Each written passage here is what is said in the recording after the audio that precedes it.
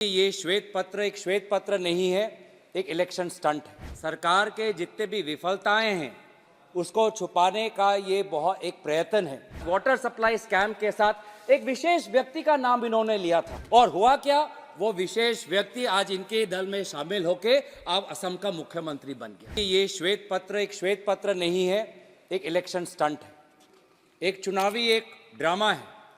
ये अपने सरकार के जितने भी विफलताएं हैं उसको छुपाने का ये बहुत एक प्रयत्न है, एक साजिश है। लेकिन लोग इस साजिश में पड़ने नहीं वाले। लोग आपके श्वेत पत्र पे विश्वास नहीं करते, शायद आप ही के दल के सदस्य विश्वास नहीं करते, इसीलिए आज कोरम भी नहीं था, लोग बाहर चले गए। क्योंकि ये बातें ना सिद्ध हुई है ना प्रमाणित हुई है और बार बार ये 10 साल से ये बार बार लोगों के सामने ये अपने झूठे अफवाह लेके जाते हैं। लेकिन उसके पश्चात भी भ्रष्टाचार पे ये बहुत इन्होंने अपनी बात रखी और बहुत हम पे आरोप भी लगाए।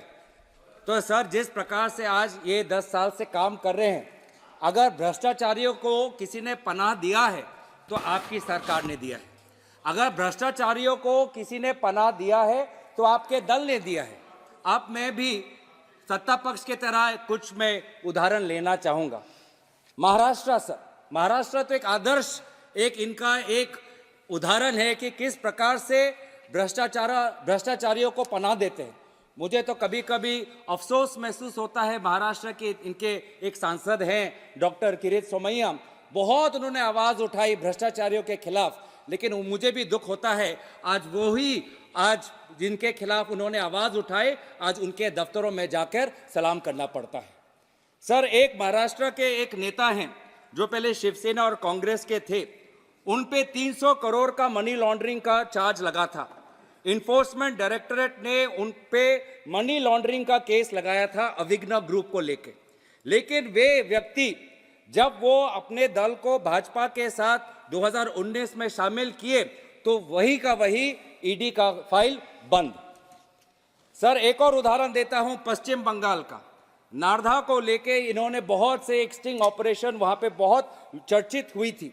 नारधा को लेके इन्होंने बड़े नेताओं का नाम लिया था, पर एक विशेष नेता जब बीजेपी में शामिल हो जाता है और उनके विधायिनी दल का सभापति बन जाता है तो उस पे नारधा का जो कलंक उसका साफ हो जाता है।